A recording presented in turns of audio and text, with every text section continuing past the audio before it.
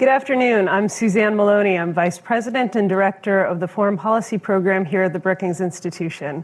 And on behalf of Foreign Policy and of all my colleagues here at Brookings, I'm delighted to welcome you to this very special hybrid event where we'll be discussing a range of critical policy issues that former Congressman Will Hurd raises in his recent book, American Reboot, An Idealist's Guide to Getting Big Things Done. I'm delighted to welcome Will back to the Brookings Institution. We've been so fortunate to engage with Will on around several aspects of our policy research over the course of the past several years, but this is the first time we've been able to bring him to the Brookings stage in person after several years of virtual events. So thank you, Will, for coming, and thank you all for your patience as we've worked out some of our technical issues with our hybrid event today. Will's new book offers a really timely and important analysis and commentary around a range of issues facing the United States and our leadership. The book also puts forward what I believe is a thoughtful and practical strategy to both uphold and implement the American ideals of bipartisanship, inclusivity, and democratic values. Will lays out a bold political vision for how the United States can tackle major issues facing this country, from maintaining a global presence in the face of renewed great power competition, to managing a global pandemic, to domestic priorities, such as adapting new technologies that are rapidly changing the ways that Americans live. This is, of course, a very tall order. However, the stakes are simply too high for the country to ignore them because of partisanship and a lack of honest political leadership.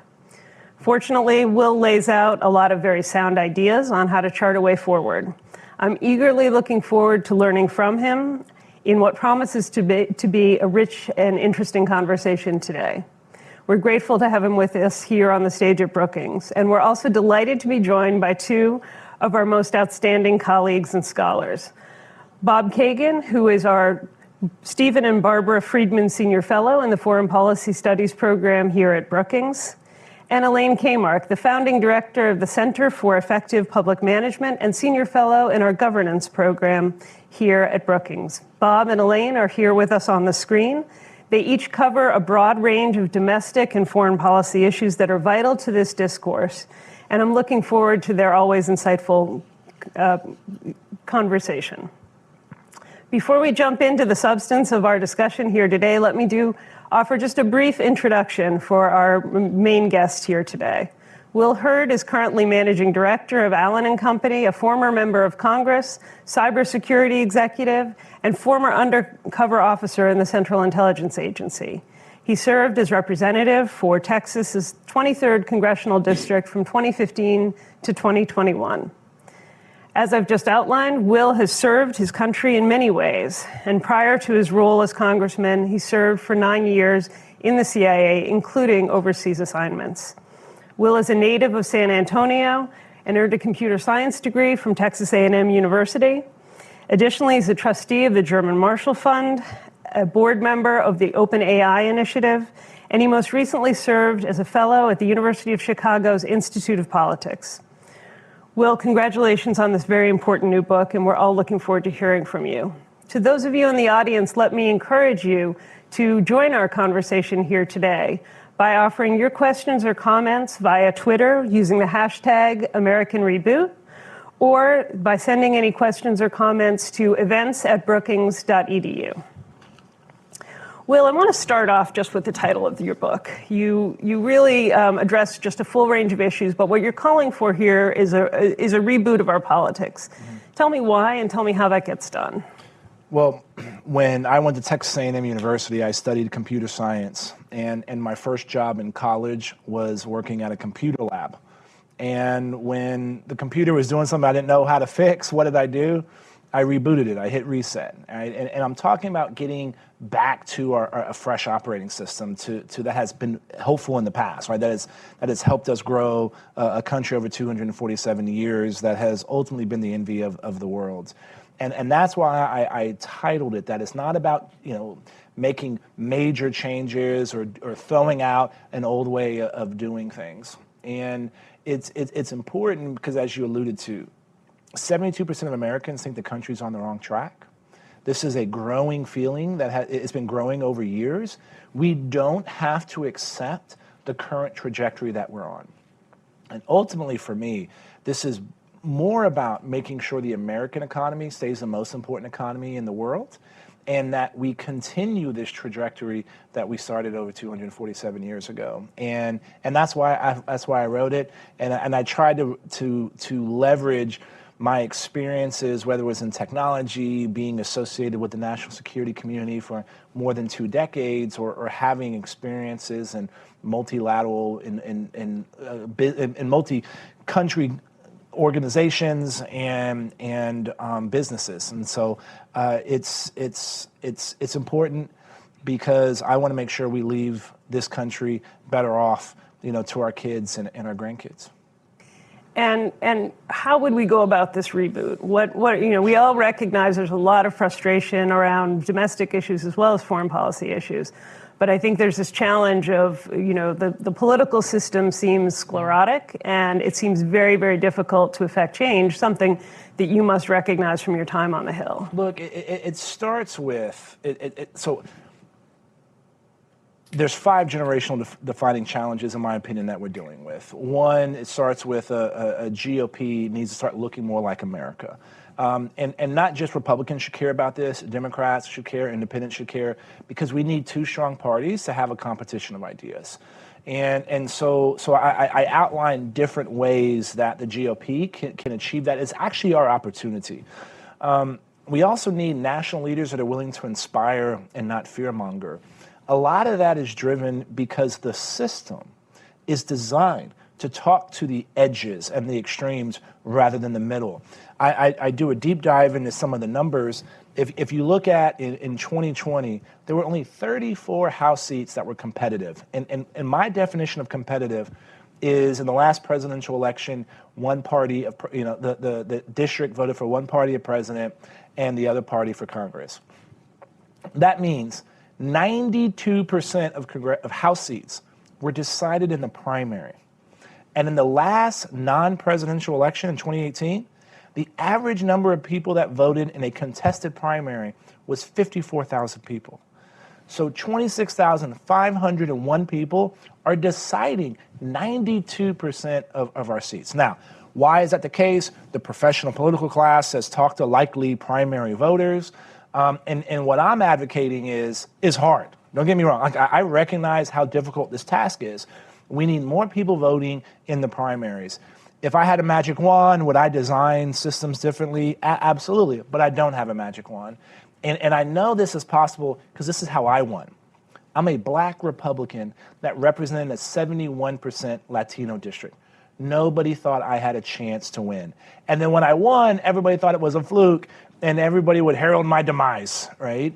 And the reason I was able to win is because not only did I get independents and Democrats to vote for me in the general election, I got new voters to vote in the primary.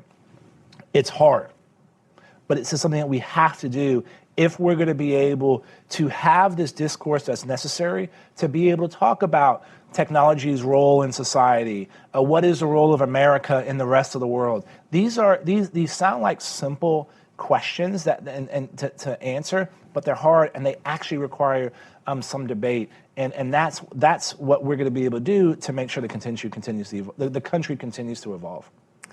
I want to bring Elaine in just a minute, particularly around some of the ideas that you have and how we might actually get more people voting in the primaries. What are the kind of reforms to the system that might be necessary? But I want to come back to something you talk about in the book first, which was, your listening tours. You described it, I think, as DC to DQ. That's it. And as someone whose very first job was at a Dairy Queen before I graduated to a Friendly's.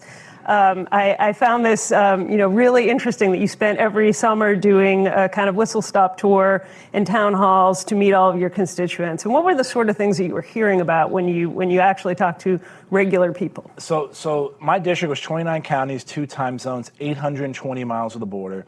It took 10 and a half hours to drive from one corner of the district to the other at 80 miles an hour, which was the speed limit in most of the district. I found out the hard way it's not the speed limit in all of the district. And so regardless of whether I was in, and it's roughly the size of the state of Georgia, whether I was in a deep blue town like El Paso or a ruby red county like Medina County, people asked and had the exact same issues. And guess what? I said the exact same thing in all of those places. And the questions people asked was in essence around being able to put food on their table, a roof over their head, or making sure the people they love being healthy, happy, and safe. And so those were the issues I talked about. And what was always fascinating to me is when I would do these trips, a lot of the national media saw my old district as a bellwether of the country. And so people, these reporters would always want to come with me when I did these DC to DQs. And so in essence, I did 37 town halls in 5 days. And what would happen, I told these reporters, look, I'm going to do my thing, and then I'm going to give you 10 minutes at the end to ask and do whatever you want to do. And all the time, these reporters would be like, y'all didn't ask this question, or you didn't ask about this, or how come nobody cares about this? And the reporters were shocked that the things that were trending on Twitter or being talked about in cable news were not the questions that constituents would ask me. And so it starts with showing up to places you've never been so you can understand what those problems were, and then addressing those issues. And the thing that I learned, way more unites us than divides us. And it may not feel that way because we are probably in a moment where we are some of the most hyper-partisan we've ever been in. But when it comes to voters, when it comes to people, they actually want to believe in something larger than themselves. And they want to see real leadership. And so those are what the DC to DQs taught me. Elaine, I wonder if we could bring you into the conversation at this point and get your views both on how we might think about bringing more voters to the early stages of political competition in this country in order to create a more responsive and conceivably more centrist kind of governance from both parties. But also about what you're seeing in terms of the kind of incentive structure for politicians from both political parties, Republicans and Democrats, who often are, I think, responding to what they see or read on Twitter.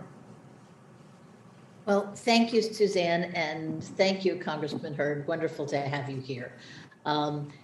Look, what's been happening for some time, and I think it's beginning to change, is that the center of action in American politics is not November. It is not November. The most important things that happen in political and party politics in American politics today happen in the primaries, because it is in the primaries where we get what Will Hurd refers to in his book as the edges. The edges dominate. So we have the colloquial way to say it is the tail wags the dog here. All right. So in the Republican Party, you have very deep red districts where the Republican is certainly going to win. And the only place that the Republicans can lose, say an incumbent, is in a primary. And in that primary, because turnout is so low, a concentrated and passionate minority can define the race. So what you get is you get incumbent members of Congress who perhaps have an inclination, as Will did, to look for the common good and move to the center. You find them scared away by a vehement right wing that is going to punish them in a primary, and they could lose in a primary. Same thing happens on the Democratic left. Okay, you have places like Cambridge, Massachusetts, and Ann Arbor, Michigan, and Berkeley, California, where the political spectrum runs from a sort of centrist Democrat all the way over to Democratic Socialists and Trotskyites. Okay, so it's a bizarre setup where in each party the tail wags the dog. Now, I agree with Will. In the near future, there's not much to be done about this, although I have an outlier's view on this. I think returning the nomination process to political parties is actually something we ought to think about, but that's not going to happen for a long time. In the meantime, the only thing we can do is through good government groups, emphasize the importance of voting in primaries. I would so much rather have the turnout jump in primaries than even jump in the general election. And if we can get more people participating in primaries, I think that we will have an ability to mute the impact of the edges on the two political parties, which right now are being governed. Each of them is being governed by a minority. So here we are in this bizarre situation where we, with a majoritarian political system, we have minorities running our political system.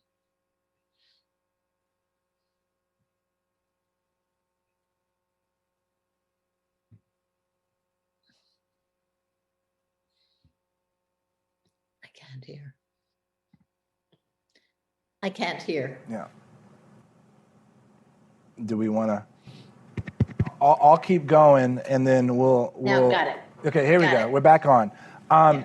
So if I had a magic wand, I would design no district more than +6 in either direction. So 56% Republican or 56% Democrat. That forces competition. To me, a +6 in either direction is a jump ball and anybody can win. And so that creates competition in November. And this is not about creating compromise. This is about creating people that get rewarded for solving problems. And so if you get elected in November, then you have to be someone that knows how to solve problems. If you get elected in that primary season that Elaine is talking about, you become a bomb thrower because you're talking to that extreme, and in some cases, 2 to 3% of the electorate. So what do we have to do now? And I think these good government groups that are talking about reforms to how we get making it easier to vote, we should be making it as easy to vote as possible. We should have same-day registration. We should be able to register online. Like let's make it easy. Texas has 2 weeks of early voting. We can vote on the weekends. Let's make it easier. But in the meantime, we need more people voting in those primaries. And a 3,000 to 4,000 person change in a congressional district is a tectonic shift. That's almost 10% of a winning coalition. And that can change outcomes. And what we're talking about, don't get me wrong, is hard. The professional political class is not geared towards that. The professional political class is geared towards, talking to 4 of 4 voters, meaning somebody who's voted in 4 of the last 4 Republican primary or Democratic primary. That's who most campaigns talk to. And if those are the only people you talk to, then we're going to get the results we've always had. And I've told this story before. When I was my first year in Congress, I spoke at the South by Southwest, this conference in Austin, and a bunch of YouTube stars. The other 4 people combined had 1 billion subscribers on YouTube. I had 60. 20 of them are probably on right now, right? 60, like 60. And the director, the digital director for The Rock was on. This was when the movie Moana was coming out. And she said, if Moana fails at the box office, are we going to blame the consumer, the moviegoers, or are we going to blame the product, the movie? And she's like, obviously, if it fails, we're going to blame the movie. Now, I thought Moana was a delightful movie, had a lot of box office success. She added, it's only in politics that we blame the consumer, the voters, versus the product, the politicians. We just had an election in Texas. Only 3 million people voted, Republican and Democrat, out of 30 million. Part of that is because everybody else is not interested in what either side is cooking. And so that's where the opportunity is, to be able to drag in and bring in more people to that primary. And I agree, if we got more people voting in primaries, we're going to be a lot better off. I mean, it all sounds really laudable and common sense, right? We should be doing these things. We should be making it more attractive for people to be able to get out and vote. We should be encouraging people who are focused on solving problems rather than on throwing bombs to get into politics. But you've been there, and you know what a toll it takes, and how difficult it is to get things done. How do you actually overcome the structural obstacles that exist in the system as we've constructed it? And I'll open this up to all of you, although I want to bring Bob in just a moment, especially on the foreign policy issues. Look, the way you do it is to require candidates that have the resources to get a different message out. Period. Full stop. It's hard. It's hard. Look, I know it's possible because I was able to do it. And so this is the model. The cost of getting a person who votes in a general election but doesn't vote in the primary, of getting that voter to move, is probably 3 or 4 times more expensive to get that voter to do something than it is a reliable primary voter. But we're going to need to be able to do it. Most of the people watching this are probably primary voters, okay? But have you gotten your family to go out and vote? Have you gotten your friends to go out? Just get them to participate in the primary process, right? And that's the step. Voting in a general election is the floor of civic activity. It's not the ceiling. And so it's hard, it's effort, but democracy is fragile. And if we want to make sure that we see this continue to exist, then we got to do it. Elaine, I see you eager to get into this conversation.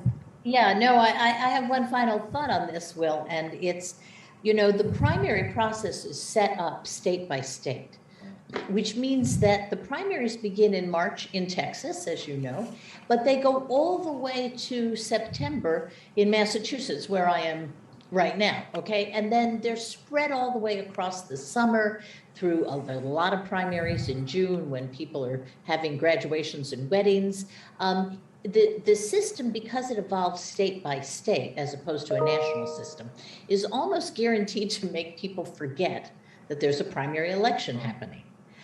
Whereas the reason we have such high turnout in November is, of course, it's one day and the interest and the momentum builds in a crescendo. It is very, very hard to get that to happen. Now, legislation to introduce a national primary, as you well know, I'm sure, Will, has been introduced literally almost 100 times and failed every single time. So that's kind of a non-starter.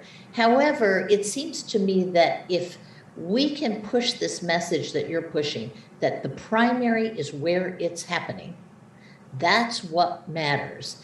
And if we can get good government groups, League of Women Voters, people like that who are nonpartisan saying, vote in your primary, that is what's decisive. I think we can actually increase primary turnout. And I have a little indication of that, a little hopeful indication from some research we're currently engaged in here at Brookings. For the 4th time in a row, we have coded every single congressional candidate in the country in both parties. And we have coded them on a variety of issues, but also on where they stand factionally within their parties. And to my surprise, both on the left and on the right, the sort of edges, the wings that you talked about, they're more muted than I thought they would be. There are people who say America first, but they don't put Trump on their website. They don't talk about Trump. They say we ought to build a wall, but it's kind of more muted. There are people who clearly talk about Medicare for all and some of the touchstones for the Democratic progressive wing, but they're not advertising an AOC endorsement or the sole exception, by the way, being your home state of Texas in the race between Cisneros and Cuellar. But other than that, the edges are surprisingly missing. And I don't know what that's about. Maybe primary turnout is increasing, or maybe people are worried that if they go too far left or right in the primary, it could hurt them in the general. I don't know what this phenomenon is about, and I will caution that we're only about a quarter of the way through the almost 2,000 congressional candidates, so this may change. But this is got to be the message of good government groups and of the political parties, which is you must participate in primaries. If you don't, you are missing more than half the story in modern American politics. And I think, and I'll just add on that, you have recent examples of when you talk about issues, people's opinions change. And let's take Ukraine as the example. When Putin first invaded the second time, I was pretty aggressive on that day. I thought America should be giving as much heavy weapons as we possibly could. We should be doing this concept of a humanitarian no-fly zone. I don't think we need boots on the ground. But I was out there, and some of my old staff called me and was like, "Hey, boss, you're pretty far out there. The country's not there. Be careful." I was like, "No, look, this is what I believe. This is what I think needs to happen." And then after we started seeing and learning more about what was really going on, a lot of the country moved on this. And so when you're able to talk to people about things, they see things that they care about, they start wondering about why has this happened, you'll see a change and a movement and a shift in people. So we have a recent example of how that applies. Well, you've just nicely helped us pivot to bring in issues of foreign policy, which consume a lot of your book. Obviously, has been a major part of your own career, both in Congress and before Congress. And so I just wanted to get your sense. You lay out what seems like a very common sense strategy here as well. Be nice to nice guys, be tough with tough guys, fight the wars of the future, not the wars of the past.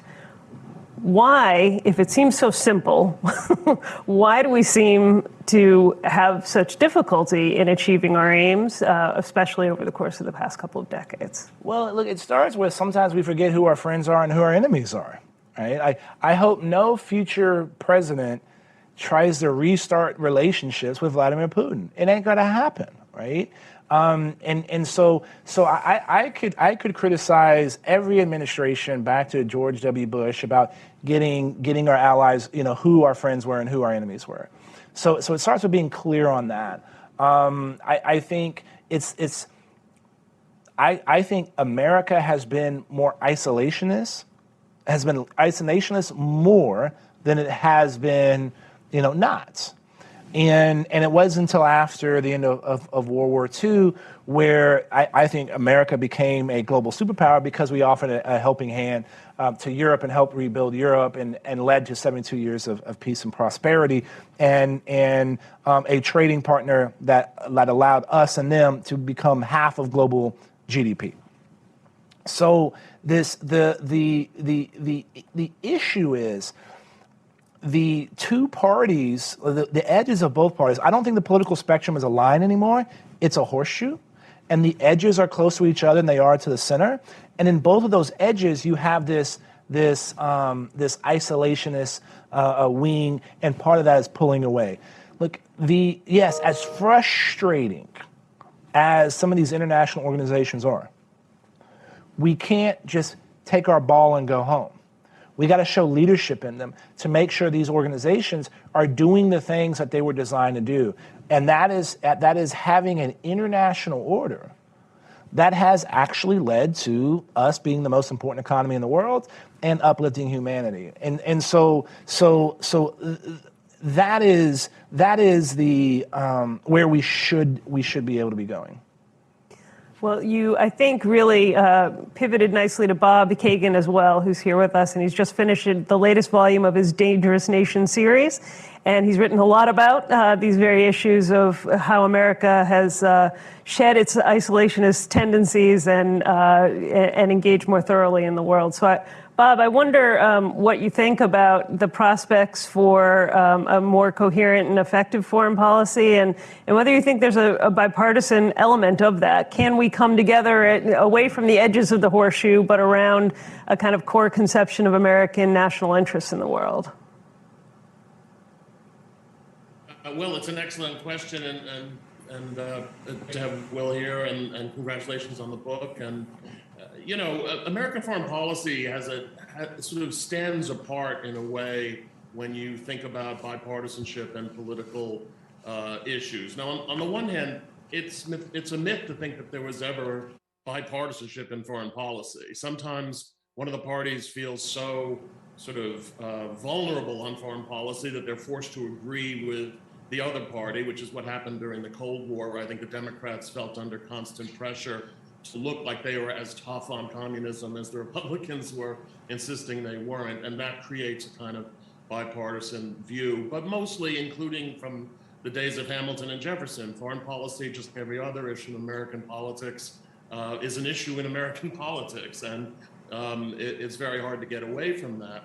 And as far as coherence and consistency, I would say those are not normally American foreign policy hallmarks, but sometimes we get it right almost despite ourselves. So, and I think, you know, what Congressman Hurd says about Ukraine, I have been very encouraged by the degree to which Americans, and by Americans I mean the great majority in both parties, have responded to Ukraine without, in a way, getting direction from their party leaders. In fact, if you look at the, you know, what you've been referring to as the fringe on the right on foreign policy, they've been pretty much routed by the Republican majority, which agrees with the Democratic majority on Ukraine. So even Donald Trump had to sort of reverse himself from his pro-Putin, or at least begin to reverse himself from his pro-Putin stance. So all that can happen, and therefore I think it's promising going forward to see it again. You know, American foreign policy has been a constant oscillation between periods of high intervention and involvement in the world and periods of retrenchment and retreat. And I think those two things are related. We sort of get more involved than we wish we were, and then we want to pull back. So we go up and down. And the question is always, how do you know when you've reached the trough and are on your way back up to involvement? And I do feel like Ukraine may signal that turn finally away from the sort of trough of, I don't use isolationism just because it's so pejorative, but the general sort of anti-intervention, anti-involvement view that's in both parties, and we've seen the American public response to it. So I think that's great, and it's really important for people like you, Will, that you're making that case, because at times that's the hardest case to make in American politics, is why does anything that happens out there matter to us, you know, because we're a big, rich country with oceans on two sides, and we can get by for a long time, even as the world falls apart. So getting Americans to care about what's going on in the world, I think, is really important, and I congratulate you on that. I am not at I must say I have some questions on the domestic front, and I don't want to impose my ignorant views on domestic politics on this conversation when we've got such experts here. But I did have one question, Will, if you don't mind my asking. And you probably go into it in American Reboot, and I have to admit, I haven't read it carefully enough to find it yet. But my question is, why did you not run in 2020? Sure, I didn't run in 2020, and I'm also add on to his ending on foreign policy. I don't think these jobs were designed to be in forever. In 2009, when I first ran, and I lost a runoff by 700 votes because I made a tactical and a strategic error, and I'm glad I don't have to tell that story anymore. I said, to do these jobs right, you have a shelf life of 6, 7, or 8 years. And so when I decided to not run for re-election, it was, it was within that vein. People always criticize me because I said I was against term limits. But I also say you don't have to die or be defeated to leave Congress. You can actually leave on your own terms, and so that's why I did that. I also think part of the reason there's been like this ossification of how things get done is because people have been here too long. I got 21 pieces of legislation signed into law in 6 years. That's a lot. Some people that have been there for 20 years don't do that kind of legislation. And so for me, it was the right time, right? It was, and then the opportunity, because I do believe this question about whether this century is going to say the American century is going to get defined around technology. Whoever is able to be the global leader in a number of technologies is going to, this is going to be the rest of their century. And so to be able to have the opportunity to work with some cutting edge technology, I thought I understood technology when I was in Congress. I did a lot of work on it. But I realized, man, it's moving so fast. It's moving so quick. the next 47 years is going to make the last 47 years since the use of the personal computer look like we've been monkeys playing in the dirt with sticks, right? And so to be able to be involved in that was one of the reasons. And so I would have won again, right? It probably would have been my largest margin. My replacement showed that was the case. So it was the right time to get out and walk away. But to your point, foreign policy is not foreign. And those of us that care about this issue have to continue to explain and make the case why that is. Why do I think the public understands a little bit more right now? Because they're feeling the impact of the cost when you filling up your car or buying food in the grocery store. They're also seeing it in places like South and West Texas, dealing with the immigration crisis that we're dealing with. So we're seeing examples of how this is having an impact. And for me, addressing some of those root causes, a lot of things we got to do on immigration. One of them is addressing root causes in some of the countries that are sending people back. So you can make the case of why foreign aid matters, and it's a fraction of the cost to solve the problem before it gets to our shores. So we have to make that case of why it matters, and sometimes we've fallen down. But I will give here's where I think foreign policy, you could get closer people working together than in other areas. It's the one issue where members of Congress still travel together and learn together. You go on these congressional delegations to meet with foreign heads of state. You're spending time together. You're having shared experiences. You're having these debates and conversations over meals and playing cards on the plane. And so it creates a level of engagement that you don't have on other issues. And so that's why there's been a number of times, and Ukraine's an example, where Republicans and Democrats in the House and the Senate work together in opposition of the president at the time. That happened in 15, and then obviously in what was it, 2018. And so I think this is one of those issues where it could potentially see people trying to solve problems. Let me use this to bring in a comment that we had from a couple of members of our audience, which referenced some of the remarks you've made recently about the need for a Marshall Plan for Ukraine. And that's something that we here at Brookings have actually been doing some thinking about and hope to be launching a major project around. But I wanted to actually get all of our panelists, perhaps starting with you, Will, but Bob and Elaine as well. How salient is that kind of an issue to voters? It's going to be complicated. It's going to be expensive. It's going to require us not just to put taxpayer dollars on the line, but also engage with all kinds of multi-letter acronym bureaucracies around the world.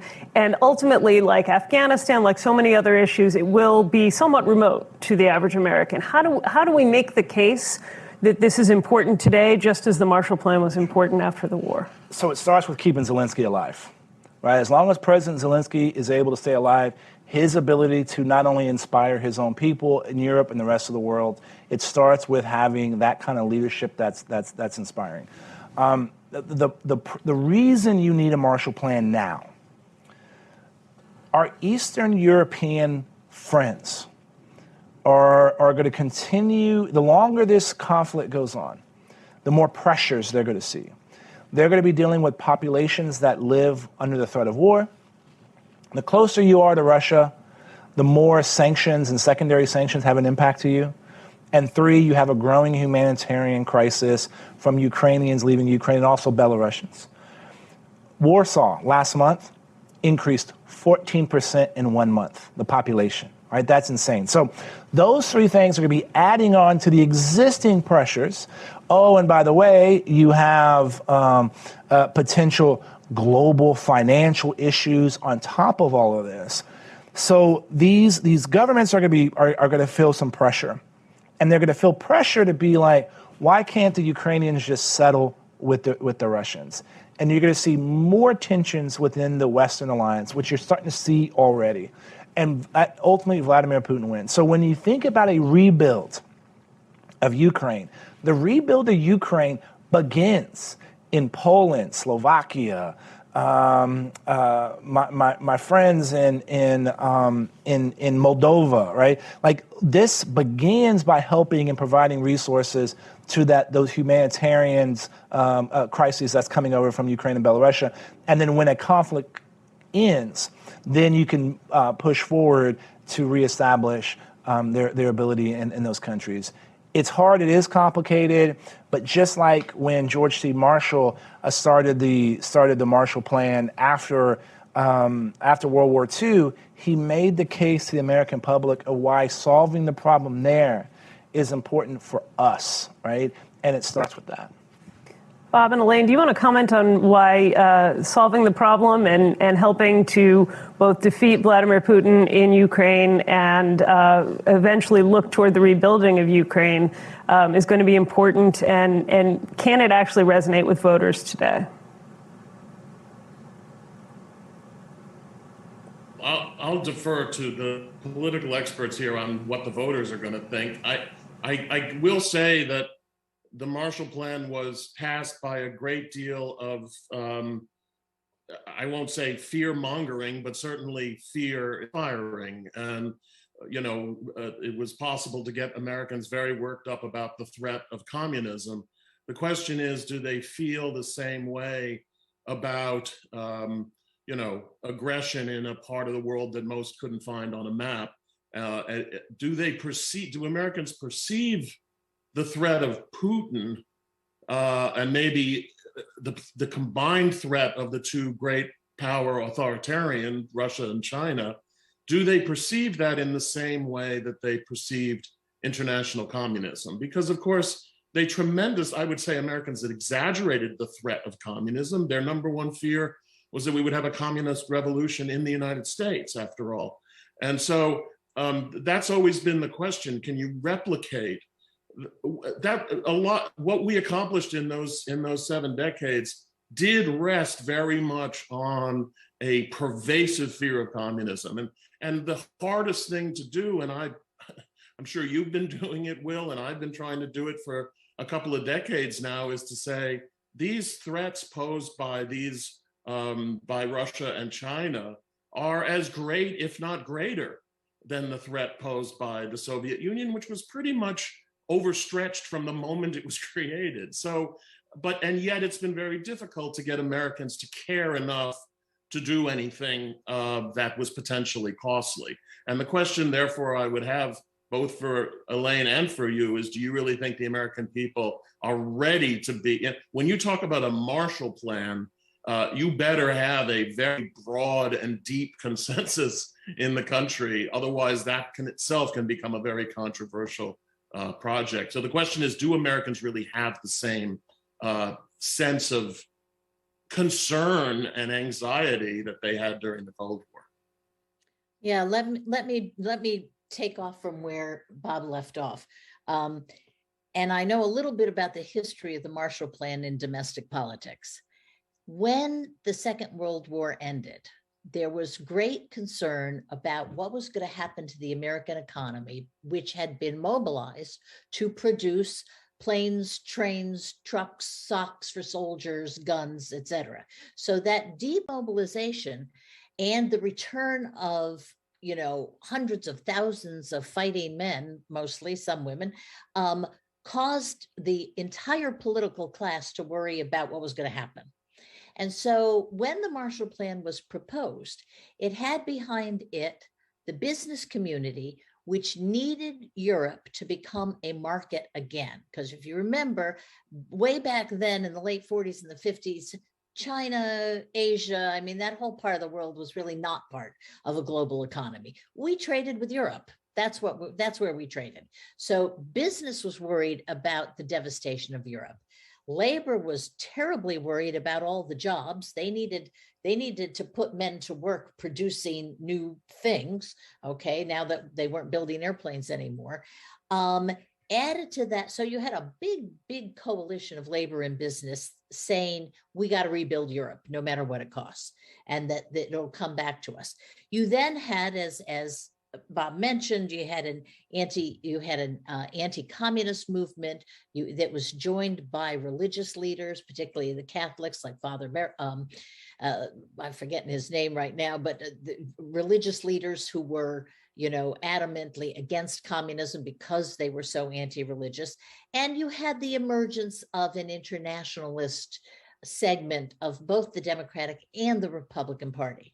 So the Marshall Plan domestically was the culmination of a perfect storm of interests coming together, and people who never agreed before the Marshall Plan and never agreed with each other after the Marshall Plan came together because it was the answer to a whole variety of questions, whether they were hard-nosed economic questions or they were aspirational questions about freedom of religion in countries.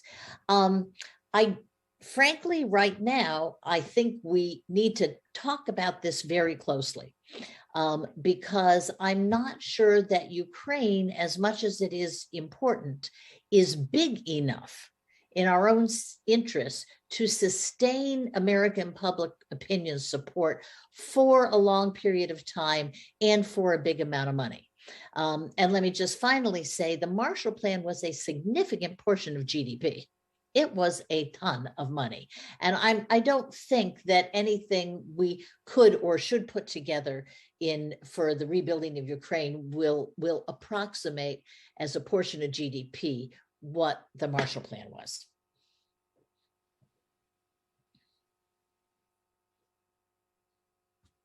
Because we're not talking about something that needs to be as large as a percentage of GDP as the Marshall Plan was in the 50s. And so what that dollar amount is, I don't know what the answer is.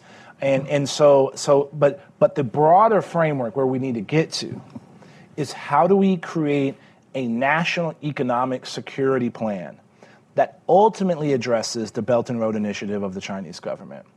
And so that is something that's a much larger issue that we have to address. I think Ukraine is one small piece of this. I can say that the Northern Triangle, El Salvador, Guatemala, and Honduras around immigration is another piece of this broader economic national security plan.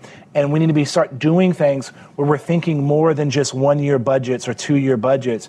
We need to be thinking about how do we appropriate and use money 10 years in advance to create that consistency of solving some of these problems. Because when you look at what the Belt and Road Initiative of the Chinese government has done, the number of countries that they're in, it's staggering. The amount of money that they're putting in is staggering. And this is one area. I think there's 2 areas in Congress where there's bipartisan agreement on.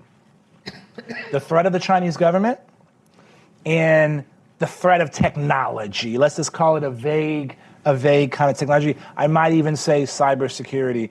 And so looking at, yes, this is a strategy on how to deal with an ally post Russian invasion, supporting the eastern part of the Western alliance as part of a larger initiative to ensure that the United States and our allies are able to compete with China. Because the difference between this new Cold War with the Chinese government and the Cold War with the Russians or the Soviet Unions, the Soviet economy was nowhere near the size of the American economy. The population, nowhere near the size. And it's the exact opposite when it comes to the Chinese government. And so I think this is an interim step where now people are focusing on this because they're seeing the impact, and they're also seeing the death and destruction that's happening and saying that should not be allowed to happen. I think you bring up really important points here, the role of technology, the kind of systemic competition that we find ourselves in between the West as a kind of concept rather than as a geographic place, and the rise of these authoritarian powers and what they're able to do in their own relationships around the world. I want to make sure before, as we're coming to the end of our time together, to bring in some more questions from the audience. And so my colleague Adriana is going to give us one that has come over either the email or the Twitter feed over the course of our conversation. Yeah, we've got a couple of questions that came in over email. I'm gonna, if I can squeak in 2 of them, I'm gonna combine a couple of things.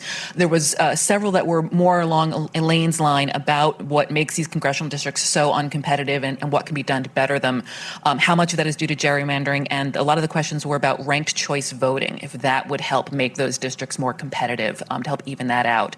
And then the other question for Congressman Hurd is about the future of the Republican Party.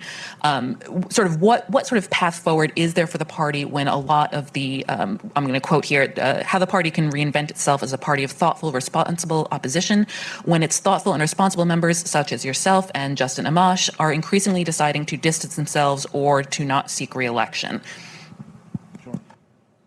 Okay, well, I'll start with the two about voting. Obviously, if we crack down on gerrymandering somehow, we would make more competitive districts. There's no doubt about it. However, we need to be aware of the fact that that only will go so far. There's a sort of ceiling to how many districts we can compete, because there's another thing going on. In the last several decades, Americans have sorted themselves out by themselves, right? They have moved to be near people like them, and the politics sort of followed from there. So there are places in the country where it would be really, really hard to build a competitive district without doing some totally bizarre gerrymandering. Okay, so there's a role for stopping gerrymandering. It's not clear if anybody can do it, because the courts, in fact, have been very shy of getting in the middle of this, particularly the Supreme Court. And there is just a limit because of the way Americans choose to live near people like themselves. And so there's some limit to that, which is too bad. Ranked choice voting in primaries, in fact, could help this situation a great deal, okay? Because it would allow primary voters to vote their head and their heart at the same time. You could say, oh, the person I really like is that person who talks about the Green New Deal. But yeah, they may not win, so I'll vote them first, and then I'll vote the more traditional Democrats second. And so that may, in fact, be one of the answers to primaries. I don't think it's a particular answer to the general, but I think it could be there as well. So I think ranked choice voting, and I think there is a future for that, and I think it's an interesting new facet of our election campaigns. A second on that. Look, as a person who's run for office, it's hard for me to get my head around how do you run a campaign for coming in second. Right, and I think that is what it, trying to understand, how does this play out? I didn't realize, I think in the Virginia elections in the primaries, ranked choice voting was used. That's how Glenn Youngkin came out of the primary. Someone informed me of that. So I think that, look, open primaries, right? Like, I think there's a whole lot of issues there, but what principle are we using to design districts? I think the overriding principle should be creating competition in November. So over a geographic, design that we can understand, or making sure an entire neighborhood is together. I think creating competition in November is the way we would do these design. But right now, the only option, get more people voting in primaries. What's the future of the GOP? The future of the GOP is this. We have an opportunity. And I'm not trying to be political here, but most prognosticators have said the House is going to get taken back by Republicans, and we're likely to take back the Senate. And this is not because the American public is in love with our ideas. It's because they really don't like the other sides of what they're trying to do. And so we have to recognize that is the reality of what's going to happen in 22. And can we grow the party into new coalitions that we haven't done? The last 30 years, I think both parties just try to squeak out a little bit more in their existing coalitions rather than trying to grow new coalitions and build that tent, for the lack of a better word. That's the opportunity. And it starts with conservatives, we may believe that we have better ideas, but if people don't like us, they're not going to listen to those ideas. And so being able to appeal to people and say, hey, that they trust you and they're going to be able to listen to your ideas, that's the opportunity that the GOP has. And look, the parties are much larger than just the people that are in Congress representing those parties. And so it takes a lot of people to try to reform this. People always ask me, why not you switch parties? No, I'm not going to switch parties because I believe that freedom leads to opportunity, opportunity leads to growth, growth leads to progress. I want to stay and fight and make sure that we have a GOP that's more reflective of where I think the majority of Americans are. Well, Will, that seems like an absolutely perfect note on which to end. This has been a fantastic conversation. My tremendous thanks to Bob Kagan and Elaine Kamarck for sharing their wisdom with us here today, to all of you for tuning in. And I strongly encourage the book, American Reboot, An Idealist's Guide to Getting Big Things Done. I hope that we can continue to get big things done together. Thanks so much, Will. Thank you. Thanks for watching. Be sure to like and subscribe for more videos from Brookings.